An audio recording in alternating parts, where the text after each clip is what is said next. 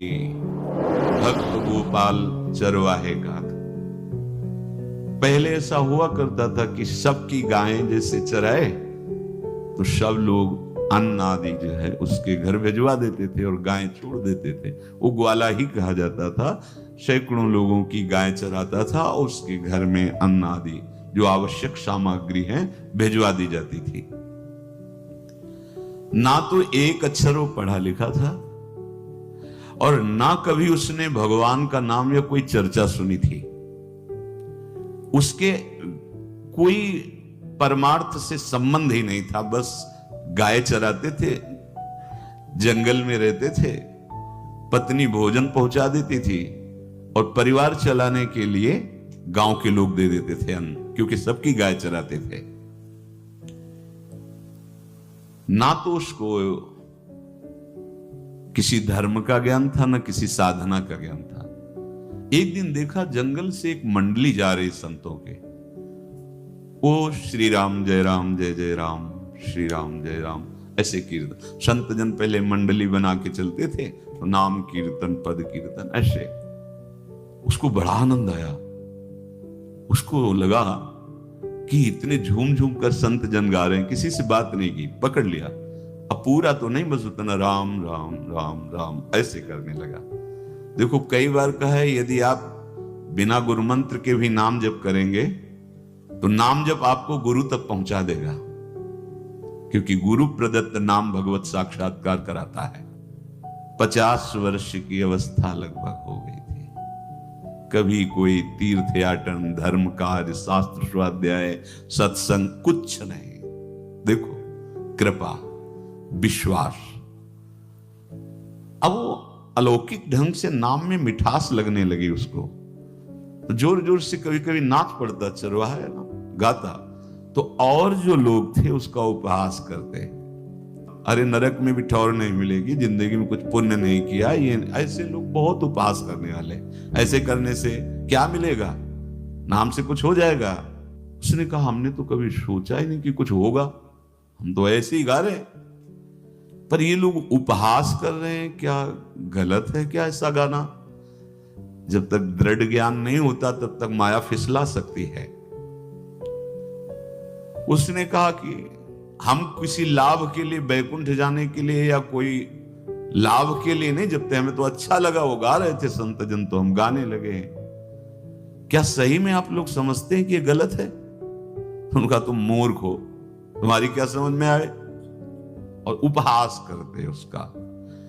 उसके मन में एक बात आई, कोई ये प्रमाण दे दे मुझे कि ये जो मैं संतों के मुख से सुना नाम, ये परम सत्य है, ये परम सुखकारी है, और इससे क्या वैकुंठ मिल जाएगा? कोई तो मिले मुझे।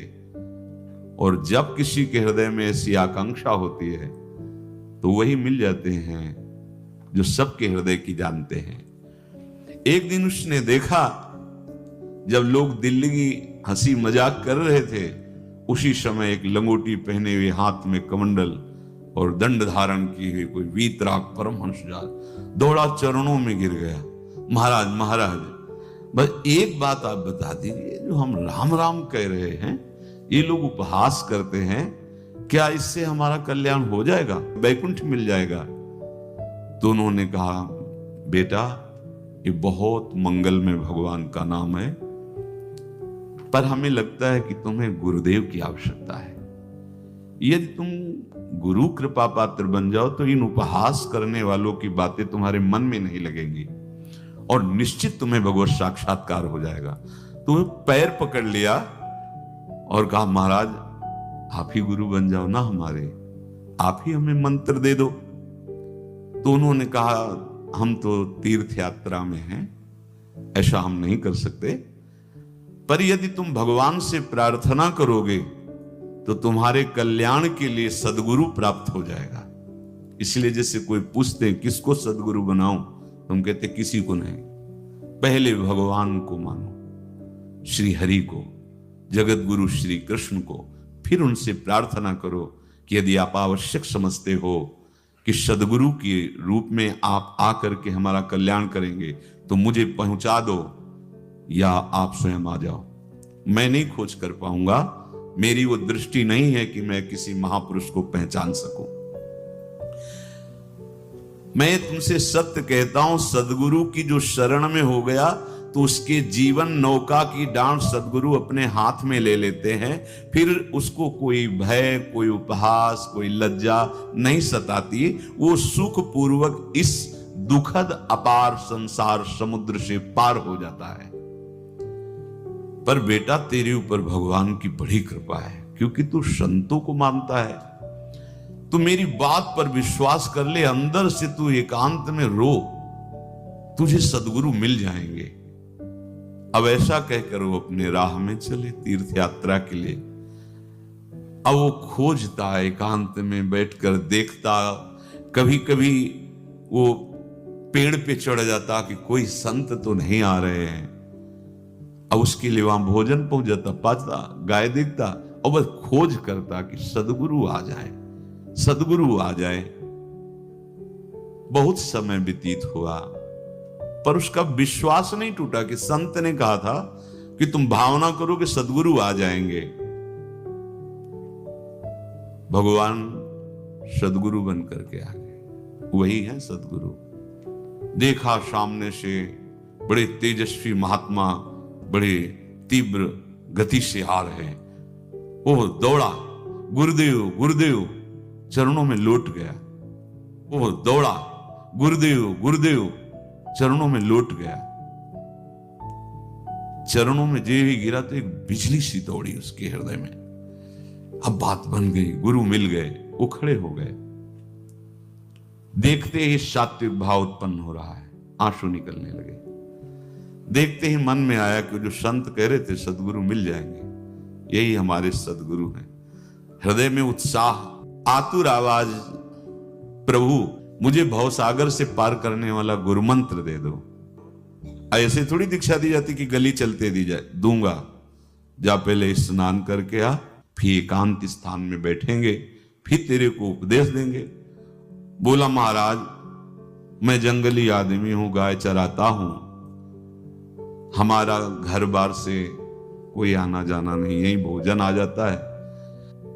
संत ने कहा, अच्छा स्नान करो। स्नान करके आए। एक पेड़ के नीचे, भाई मैं तुझे कुछ नियम दूंगा, कुछ शर्त। तो महाराज गंवार आदमी है, ना हम आपका कोई नियम पालन कर पाएंगे, ना कोई व्रत पालन कर पाएंगे, ना कोई साधना कर पाएंगे। आप देख लो हमारी हालत। 50 साल का हूं, पढ़ा लिखा बिल्कुल नहीं, कोई धर्म कर्म नहीं जानता, गाय चराता हूं। मुझसे बहुत बातें नहीं सदेंगी। अगर एक कोई बात बता दो तो प्रण करता हूं जिंदगी में प्राण त्याग सकता हूं, पर एक बात, कोई एक नियम कोई दे दो। हमें बहुत नियम तो नहीं समझ में आएंगे, एक कोई बात बता दो कि ऐसा कर लेना और मंत्र जपना, तो हम प्राण त्याग सकते, पर आपकी आज्ञा उल्लंघन। पर बहुत हम बातें नहीं मान पाएंगे, क्योंकि हमारे इतना ज्ञान नहीं है। गोपाल के वचन सुन करके बहुत प्रसन्न हुए संत भगवान। एक नियम तुझे देता हूं, हमारे आराध्य देव श्री कृष्ण हैं, गोविंद हैं। आज से तुम्हारे आराध्य देव गोविंद हुए, हाँ श्री कृष्ण है। बिना उनको पवाए तुम्हें पाना नहीं है, बस यही तुम्हारे लिए नियम है। तुम्हारे पास जो आवे, सूखी रोटी, दूध, छाछ, जो भी, बिना उनको पवाए पाना नहीं है। सीधा सरल आदमी।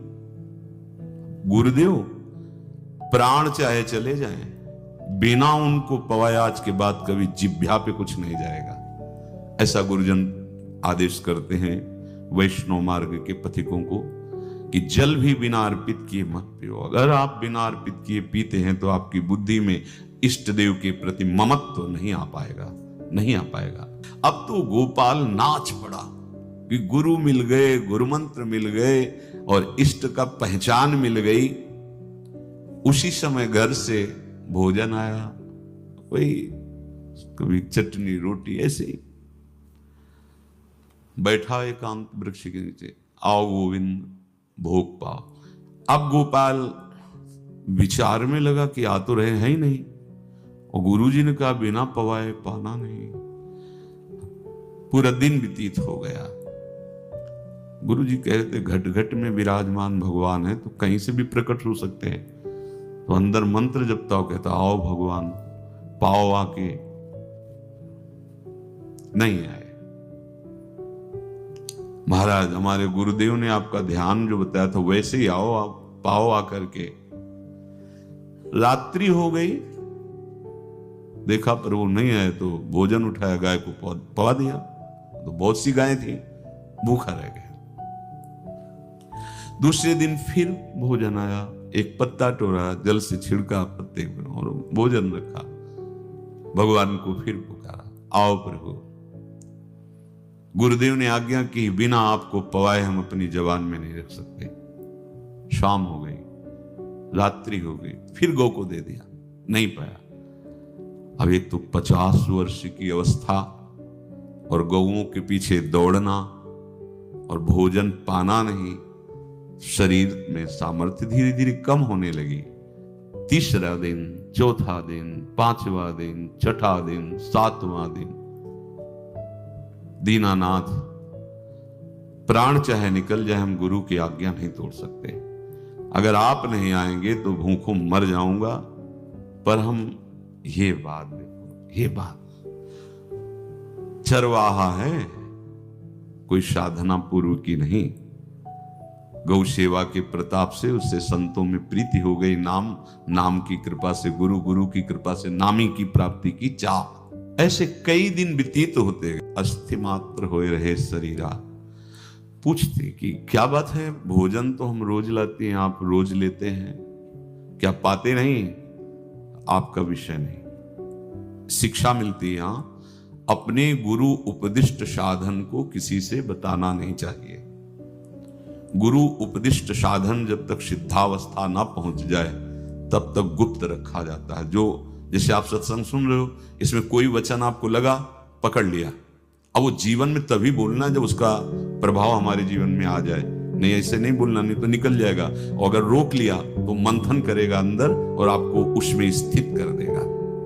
एक भी शब्द नहीं बताया कि हमारी गुरु दीक्षा हो गई, गुरु जी ने कहा था पवा के पाना, और इतने दिन हो गए भगवान तो आ नहीं रहे, इसीलिए हम पा नहीं रहे, तो हमारी ये दशा है। देखो आज का समय ऐसा है कि प्रगट में शब्द, इंद्रियों के पोषण की व्यवस्थाएं भगवान दी, चाहे गृहस्थ हो चाहे विरक्त हो, लेकिन क्या हमारे अंदर निष्ठा है ऐसी? सबरी जी जब उनके गुरुदेव पधारने लगे तो चरणों में रो के गिरे कि प्रभु, इस पूरे विश्व में मुझ अधम को सिर्फ आप ही प्यार करने वाले, आप ही ने दुलार करके मुझे रखा, नहीं सब जगह ठोकर मिलती, कोई भी संत महात्मा हमारी तरफ देखना नहीं चाहते, और प्रभु आप जा रहे हो, आप कैसे जीवन? जानते हो क्या कहा? हम तो भजन के प्रभाव से भगवान के धाम जा रहे हैं बेटा, भगवान स्वयं चलकर तुम्हारे पास आएंगे। सबरी जी बहुत वर्षों तक कभी गुरु के वचनों पर अविश्वास नहीं हुआ, क्यों कहते थे भगवान आएंगे, रोज पावड़े डालती हूँ, सोहनी लगा के जल छिड़कती हूँ, रोज पे लगता है। फुसला तो नहीं दिया गुरु जी ने? नहीं, गुरु के वचन भगवान आएंगे। शायद ऐसा वर्णन की शास्त्र हजार वर्ष सोचो जरा, और भगवान आए और सबरी को निहाल किया। ऐसे हो गुरुदेव ने कहा है भगवान आएंगे, जब तक वो ना पाएंगे तब तक हमने कहा है कि, और उनका उद्देश्य अलग था कहने का कि आप भगवान को भोग लगा के पाइएगा और भजन कीजिएगा तो मंत्र के प्रभाव से तुम्हारे मानस पटल पर भगवान दिखने लगेंगे। ऐसा होता है, पर वो सीधा आदमी सीधा समझा, जब तक भगवान नहीं पाएंगे तब तक हमें नहीं पाना। 18 दिन बीत गए, कुछ ना खाना न पीना। गोविंद भी देखते हैं, बाल भक्त ओम प्रकाश जी महाराज यही अपने चामुंडा के पास से उधर, बहुत नामनिष्ठ महात्मा, बाल भक्तों में बहुत ही मानो प्रहलाद जी ही हैं। जैसे प्रहलाद जी नामनिष्ठ, भगवान निष्ठ, घट घट में भगवान को देखने वाले, ऐसे श्री ओम प्रकाश जी बाल भक्त। बड़े बड़े महापुरुष गए, हरि बाबा, उड़िया बाबा, सब बस वो यही कहते कि ये श्री कृष्ण का आदेश है। फिर शायद 50 के भी ऊपर दिन गए थे, ऐसे 70 दिन तक उस महापुरुष ने कुछ नहीं खाया, सशरीर अंतर्ध्यान हुए। आज समाधि उनकी बनी। हे, जब महत्व भगवान का जग जाता है तो शरीर का महत्व नहीं। अच्छा, प्राणनाथ जब प्राणों का पोषण कर रहे हैं तो अन्न में भी तो प्राणनाथ की ही दी हुई शक्ति है, तो बिना अन्न के भी उनका पोषण हो रहा है। पर ये भागवती का आदेश से, मनमानी करने से नहीं। मनमानी करने में फिर मार्ग रुक जाएगा। भगवान आदेश करते हैं अपनी वाणी से, युक्ताहार विहार से, उचित आहार विहार, वो तो भगवद आदेश होता है। 18 दिन बीत गए। 19वें दिन जब भोजन आया तो पेट के आते सब सिकुड़ गई थी। वैसे ही 50 वर्ष के थे, आंखें धस गई थी, उठने की ताकत नहीं। पत्नी ने फिर कहा कि आप कुछ तो बताइए कि क्या आपको कोई रोग हो रहा है? आप भोजन नहीं पा रहे, मैं रुक जाऊं यही आपकी सेवा के लिए, या आप घर चलिए? कोई उत्तर नहीं। आप जाइए, हम ठीक हैं, ऐसा। फिर धीरे से पत्ता लाए, छिड़का भगवान, आओ पाओ आकर के। शाम हो गई, फिर गाय को दे दिया। विचार कर लिया कि अब मरना ही है। मुझ जैसे अधम के पास भगवान तो आएंगे नहीं, वो तो भगवान है। पर मैं अपने गुरु के वचन नहीं तोड़ सकता, मर चाहे जाऊं। 27 दिन व्यतीत हो गए, एक कवल भी अन्न नहीं पाया।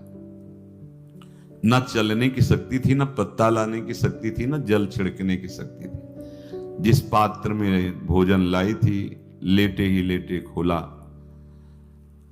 और कहा, प्रभु मुझे पता है आप इस शरीर से नहीं मिलोगे, पर आप जान लो मैं अपने गुरु की आज्ञा का उल्लंघन नहीं करूं। ये मतलब जितने महान हुए हैं सब निष्ठाओं में निष्ठावान हुए हैं।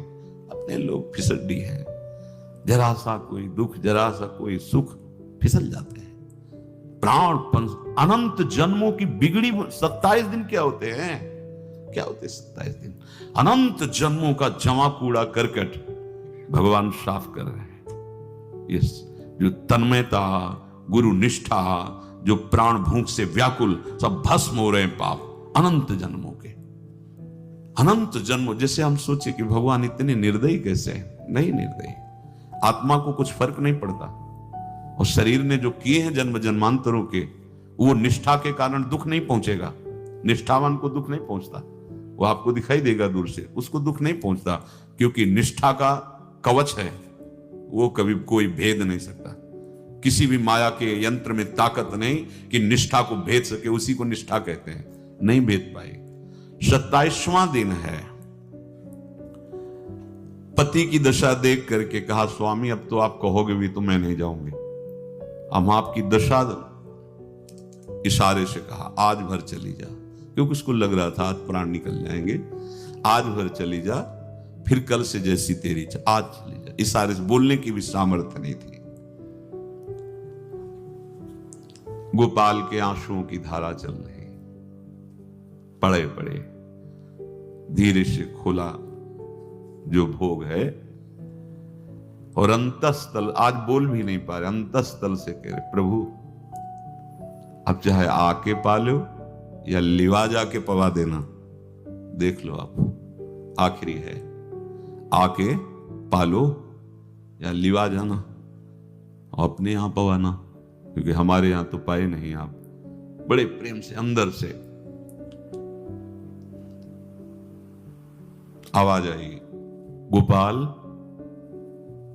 आंख खुली, क्योंकि बोलने की हिम्मत ने, ये अंदर से प्रार्थना की थी, गोपाल वो अमृतमय। गुरुदेव ने कहा था कि उनकी वाणी से अमृत बरसता है।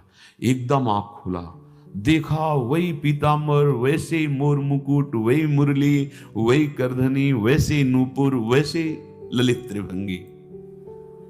गुरुदेव ने जैसा वर्णन किया था वैसा ही सुंदर रूप गोपाल के सामने। प्रभु मुखमंडल की मनोहरता देखकर निहाल हो गए। ए निहाल कर देंगे, थोड़ी पीड़ा सहना सीखो। सहत सहत बाढ़े भगति, ग्रह तन गुरु हितगार। ग्रह तन गुरु हित गार हार अपनी करिमा। सेवक जी कह रहे हैं, देखो, ग्रह तन गुरु हित गार हार अपनी कर, तन मन प्राण गुरु वचनों पर न्यौछावर, जो भी सहना पड़े सहूंगा।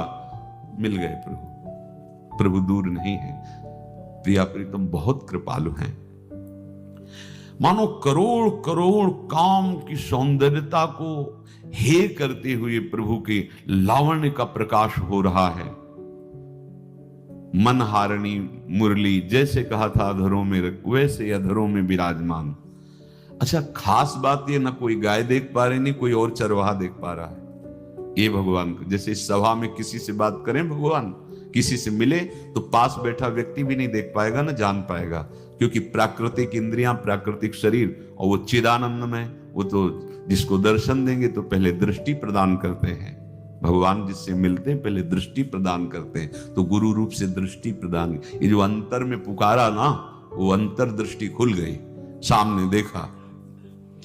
इतना सुंदर विश्व मोहिनी भगवान श्री हरि का ललित त्रिभंगी रूप, इतना सुंदर विश्व मोहिनी भगवान श्री हरि का ललित त्रिभंगी रूप कि गोपाल की आंखें नहीं टिकी। इतना सुंदर रूप, आंखें भगवान के तेज के आगे बंद हो गई। जे भी बंद हुई तो देखा मानस पटल पर वैसे ही ललित त्रिभंगी। फिर खोला, देखा सामने भगवान मुस्कुराए, सामर्थ्य प्रदान की। देखो, अर्जुन के साथ ही तो खेलते हैं भगवान सखा भाव से, रथाक रहे हैं, लेकिन भगवान का विराट स्वरूप देखने की सामर्थ्य अर्जुन में थी क्या? दिव्य दृष्टि प्रदान की।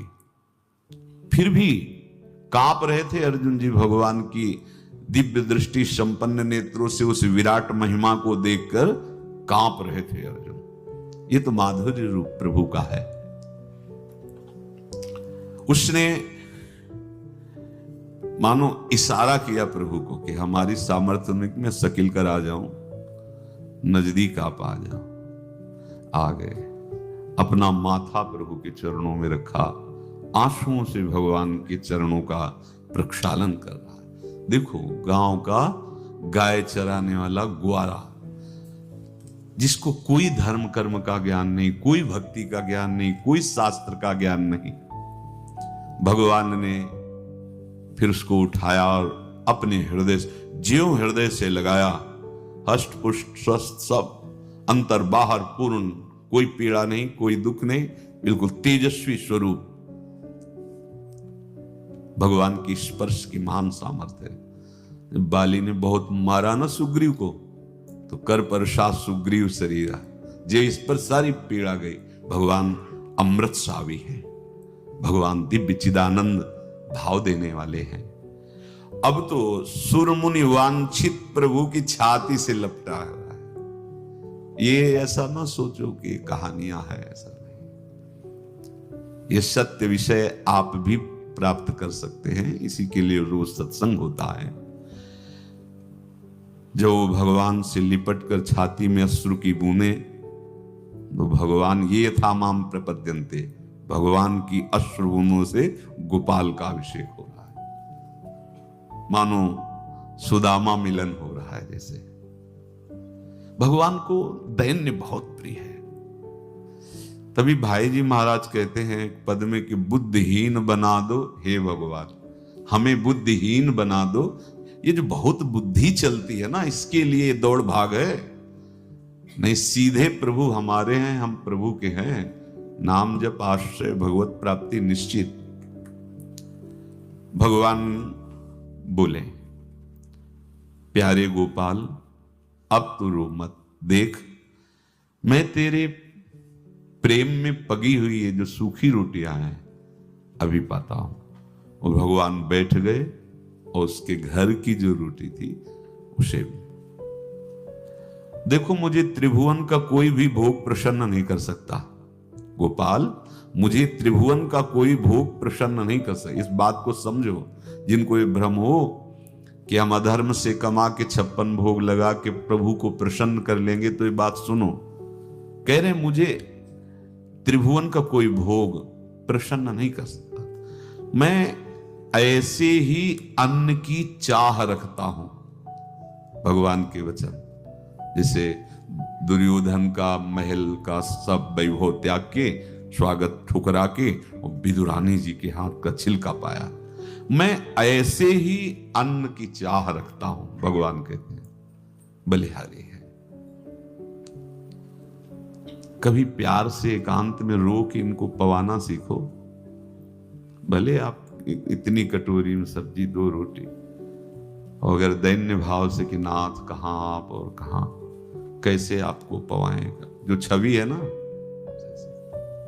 पंखा करते जाओ ऐसे बीच बीच में जल पिला, देखो ना, ये था माम प्रपद्यन्ते तास्तते वजम। आप जैसा मानोगे वैसा ही वो व्यवहार करेंगे, पक्का समझ लो। गोपाल जो सच्चे हृदय से मुझे पुकारता है, मैं अवश्य उसको मिलता हूं। जो प्रेम पूर्वक मुझे पवाता है, मैं अवश्य उसका पाता हूं। पत्रम पुष्पम फलम तोयम ये में भक्त्या, भक्ति पूर्वक जो पवाया। भक्ति पूर्वक का मतलब दैन्य। अभक्त में अहंकार होता है, देखो ये किया मैंने, वो भगवान स्वीकार नहीं करते। वो आपका शुभ कर्म बन सकता है, अब वो भी धर्म से कमाई की है तो, पर भगवान की प्रसन्नता का हेतु होगा दैन्य। जहां भी देखो, हमारे स्वामी को जहां भी देखो दैन्य में बिके हुए पाए गए। दैन्य में, और ये दैन्य किसी बाजार में नहीं मिलती, ये दैन्यता बनावटी नहीं होती, ये वस्तुता हृदय की होती, भगवत प्रदत्त ही होती है।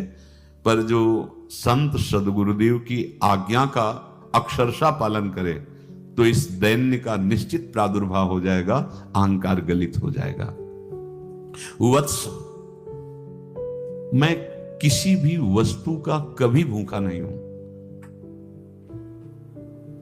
मानो गोपाल के बहाने से हमको समझा रहे हैं क्या चाहिए भगवान को, क्या चाहिए। कुछ भी कर लो, माना कि तुम तात्कालिक वर्तमान दुख को मिटा सकते हो, तात्कालिक, लेकिन संपूर्ण दुखों को मिटाने के लिए हरिनाम गरज रहा है, राधा नाम गरज रहा है।